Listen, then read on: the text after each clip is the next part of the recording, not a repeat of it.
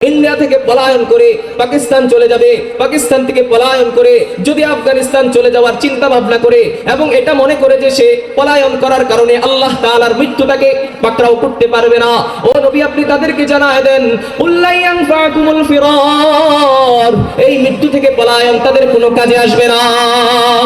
উল্লাই ইয়ানফাকুমুল ফিরার in ফারারতুম মিনাল মাউতি আমিল কাতলি, যদি তোমরা মৃত্যু থেকে পলায়ন করতে চাও তাহলে এই মৃত্যু থেকে পলায়ন তোমাদের কোনো কাজে আসবে না। আমার ভাই কি বুঝলাম? মৃত্যু থেকে পলায়ন করা কোনোভাবেই সম্ভব না। আমি মানুষ হিসেবে আবার প্রশ্ন জাগে, আল্লাহ আমি দেশ থেকে পলায়ন করে অন্যত্র কোনো দেশে যাব না, আল্লাহ আমি আমার দেশেই থাকবো, কিন্তু এমন একটি রাজপ্রাসাদে থাকবো, শীষে ডালা প্রাচীরের মধ্যে থাকবো, যেখানে একটি পিঁপড়া পর্যন্ত প্রবেশ করতে পারে না। আল্লাহ আমি যদি এমন একটি রাজপ্রাসাদের মধ্যে থাকি যেখানে একটা পিঁপড়া পর্যন্ত প্রবেশ করতে পারে না, তাহলেও কি মৃত্যু আমাকে পাকড়াও করবে? আল্লাহ তাআলা পবিত্র কোরআনুল কারীমের আয়াতের মাধ্যমে আমাদেরকে জানায় দেন আইনামা তাকুনু ইউদরিকুমুল মাউতু ওয়ালাউ কুনতুম ফি বুরুজিন মুশাইয়াদা, তোমরা যদি কঠিন দুর্গের মধ্যেও থাকো, তোমরা যদি শীষেডালা প্রাচীরের মধ্যেও থাকো, আল্লাহ তাআলা বলেন সেই জায়গা থেকেও তোমাদেরকে মৃত্যু পাকড়াও করবে, সেই জায়গা থেকেও আমাদেরকে কি করবে? মৃত্যু পাকড়াও করবে। আইনামা তাকুনু ইউদরিকুমুল মাউত, যেখানেই থাকো না কেন, যেখানেই থাকো না কেন সেখান থেকেই মৃত্যু তোমাদেরকে কি করবে ভাই? পাকড়াও করবে। আমি মানুষ হিসাবে আমার আবার প্রশ্ন জাগে, আল্লাহ আমি শীষে ডালা কোনো প্রাচীরের মধ্যেও থাকবো না, আল্লাহ আমি রাজপ্রাসাদের মধ্যেও থাকবো না, আল্লাহ মৃত্যু যখন আমার কাছে আসে আমি যদি মালাকুল মউত মৃত্যুর ফেরেশতাকে বলি একটা মিনিট আমাকে সময় দাও, অথবা একটা মিনিট পরে আমার মৃত্যু নিও, একটা মিনিট পরে আমার জান কবজ করিও, এই কথার কোনো অর্থ আছে কিনা? এই কথা বললে লাভ হবে কিনা? আল্লাহ তাআলা পবিত্র কোরআনুল কারীমের আয়াতের মাধ্যমে আমাদেরকে জানায় দেন ওয়ালিকুল্লি উম্মাতিন আজাল ফাইদা জাআ আজালুহুম লা ইস্তাখিরুনা সাআতান ওয়ালা ইস্তাকদিমুন। আল্লাহ তাআলা বলেন প্রত্যেকটা উম্মত, প্রত্যেকটা জাতি একটা মৃত্যুর নির্ধারিত সময় রয়েছে, মৃত্যুর নির্ধারিত সময় রয়েছে। ফাইদা জাআ আজালুহুম, সেই মৃত্যুর নির্ধারিত সময় যখন চলে আসে, লা ইস্তাখিরুনা সাআতান ওয়ালা ইস্তাকদিমুন, এক মিনিটের জন্য সে এই মৃত্যুর সময়টাকে আগেও করতে পারবে না, এক মিনিটের জন্য মৃত্যুর সময়টাকে পরেও করতে পারবে না। তাহলে কি বুঝলাম? মৃত্যু আমাদের জন্য কি নিশ্চিত। আল্লাহ তাআলার কাছে যদি প্রশ্ন করি, আল্লাহ আমি এক মিনিট আগেও করতে চাইবো না, এক মিনিট পরেও করতে চাইবো না, শুধু আল্লাহ আপনার কাছে একটু সুযোগ চাইবো, আল্লাহ মৃত্যু যখন আসবে আমি মালাকুল মউত মৃত্যুর ফেরেশতাকে বলবো আপনি শুধু আমাকে একটু সময় দেন, যে সময়তে আমি তওবা করে আপনার দিকে ফিরে আসবো। আল্লাহ আল্লাহ দুনিয়ার যত গুনাহ করছি আল্লাহ এই গুনার কোনোদিন করবো না, আল্লাহ শুধু একটু সময় দেন আমাকে, এই সময় চাওয়ার জন্য আমার কোনো অধিকার আছে কিনা? আল্লাহ তাআলা পবিত্র কোরআনুল কারীমের মাধ্যমে আমাদেরকে জানায় দেন ওয়ালা ইউআখিরুল্লাহু নাফসান ইযা জাআ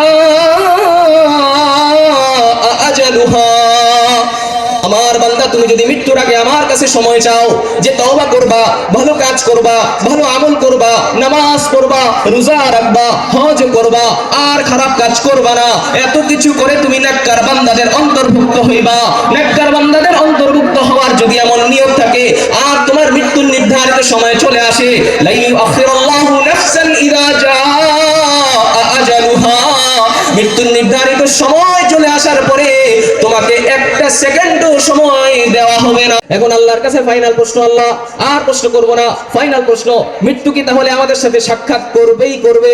মৃত্যু কি আমাদের সাথে সাক্ষাৎ করবেই করবে? সূরা জুমআ ৮ নম্বর আয়াতে আল্লাহ পাক রব্বুল আলামিন বলেন قل إن الموت الذي تفرون منه فإنه ملاقيكم ثم تردون إلى عالم الغيب والشهادة فينبئكم بما كنتم تعملون। الله تعالى বলেন قل إن الموت الذي تفرون منه فإنه ملاقيكم, আমার বান্দারা তোমরা যে মৃত্যু থেকে পলায়ন করার চেষ্টা করতেছো, যেই মৃত্যু থেকে তোমরা পলায়ন করার চেষ্টা করতেছো, ফাইন্নাহু মুলাকীকুম, ফাইন্নাহু মুলাকীকুম, ফাইন্নাহু মুলাকীকুম, সেই মৃত্যু তোমাদের সাথে সাক্ষাৎ করবেই করবে, করবেই করবে, এতে কোনো সন্দেহ নাই। আয়াতগুলোর মাধ্যমে আমরা কি বুঝতে পারলাম? কোনোভাবেই মৃত্যু থেকে পলায়ন করা কি না ভাই? সম্ভব না। এজন্য আমরা তো গুনাহ করে ফেলি, গুনাহ করি না? আমরা তো গুনাহ করে ফেলি। আজকের আমার আলোচ্য বিষয় এটা, গুনাহ তো করে ফেলি।